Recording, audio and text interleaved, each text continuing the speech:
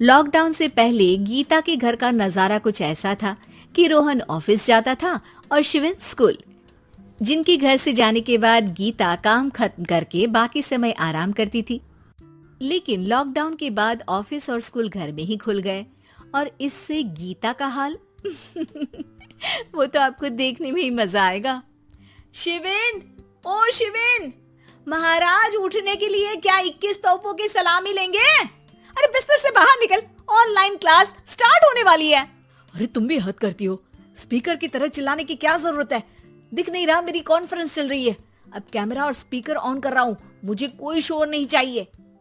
इस पर जैसे ही रोहन लैपटॉप का कैमरा और स्पीकर ऑन करता है तभी कुकर की सीटी बजती है। करा लो अब इसे चुप। लॉकडाउन नहीं हुआ, मेरी मौत का फरमान जारी हो गया। दोनों बाप बेटे ने नाक में दम किया हुआ है। ऐसा बोलकर गीता वहां से शिविन के कमरे में पहुंच जाती है, जहां शिविन अभी भी सो रहा होता है। ओ आलसी, अब अगर 5 मिनट में नहीं उठाना तो आज तेरा गेम और यूट्यूब कैंसिल। माँ की बात सुनकर शिविन बिना 1 मिनट गंवाए उठ खड़ा होता है। उठ गया, अभी नहाकर भी आता हूँ। ये नाटक कहीं और, मुंह पर गीला कपड़ा मार और पढ़ने बैठ। शिविन की ऑनलाइन क्लास स्टार्ट हो जाती है, जिस पर गीता उसे वहां बिठाकर रसोई में चली जाती है। थोड़ी देर में उसे कमरे से कुछ आवाज सुनाई देती है, जिसे सुनकर वो कमरे में वापस आती है। हाय राम, तुझे क्लास अटेंड करने के लिए बोला था, कैमरा ऑफ करके बिस्तर पर नाचने के लिए नहीं बोला था। मम्मी मुझे कुछ समझ नहीं आ रहा, आप बाद में पढ़ा देना ना, वैसे भी अटेंडेंस तो लगी गई है। हाँ बेटा, जरूर बन जा, तू अभी से हम सबका बाप बन जा। अरे नहीं मतलब कहाँ से लाते हो इतना दिमाग, और पढ़ाई करते हुए ये चला कहाँ जाता है? नाइस क्वेश्चन, दिमाग से पूछकर बता दूंगा। शिविन की बातों से परेशान होकर गीता उसे मारने के लिए जैसे ही आगे बढ़ती है तभी वो कमरे से बाहर भाग जाता है। अब शिविन आगे आगे और गीता हाथ में चप्पल पकड़े उसके पीछे पीछे पूरे घर में दोनों घूम रहे होते हैं। इसी बीच वो रोहन के पास पहुंच जाता है और शिविन को मारने वाली चप्पल रोहन के लैपटॉप पर जाकर गिरती है। ओए माँ! मम्मी, अब पापा को चप्पल मार रही हो? वो आज तक के रिपोर्टर, चुपचाप जाकर क्लास अटेंड कर ले, नहीं तो अगली तेरे पीछे लगेगी। इस पर शिविन वहां से चला जाता है, जिसके बाद रोहन गीता से कहता है, इस सर्कस के लिए कुछ बोलना चाहोगी? अरे क्या करूं, जब से तुम दोनों घर में रहने लगे हो, घर अपने आप ही सर्कस बन गया है और मैं तुम्हारी नौकर। कभी बेटी को संभालो तो कभी बाप के नखरे उठाओ।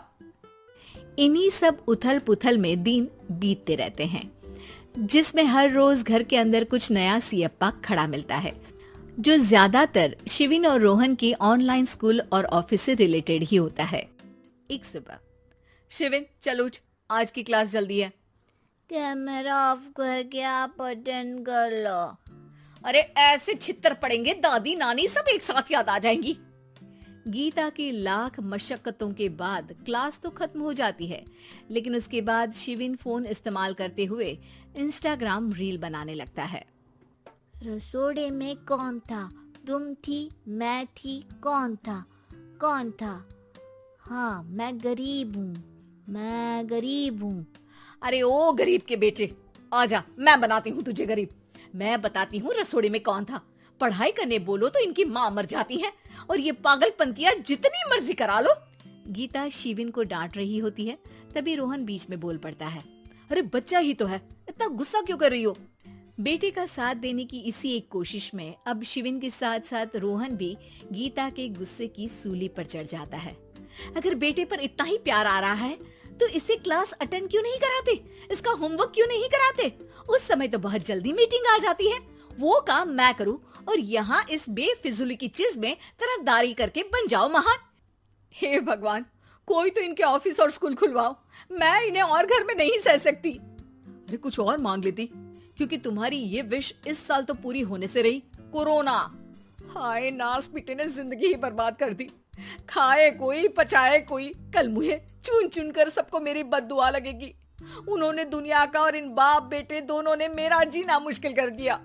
गीता वहां से चली जाती है, जिसके बाद रोहन शिविन से कहता है, अरे तुम्हारी मम्मी इतनी भड़की हुई क्यों है?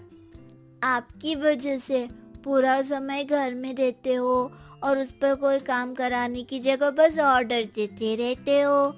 अच्छा बेटे, सारा इल्जाम मुझ पर? पूरा दिन तो वो तुम पर ही चिल्लाती है। हाँ, मतलब दोनों का 50-50 है, कुछ करना पड़ेगा। वो कहते ना, make the best out of worst. I have an idea. वैसे तुम्हारी माँ सही कहती है, बहुत जुबान चलाने लगे हो, कम बोला करो। अगली सुबह रोहन और शिविन अपनी गलती को सुधारने के लिए गीता के उठने से पहले घर का आधा काम खत्म कर देते हैं, जिसे देखकर गीता खुश हो जाती है और फिर बाकी बचा काम वो तीनों मिलकर पूरा कर लेते हैं। जिसके बाद अब वो सब मिल बांट कर हर काम में एक दूसरे की मदद करते हुए लॉकडाउन का मजा लेने लगते हैं।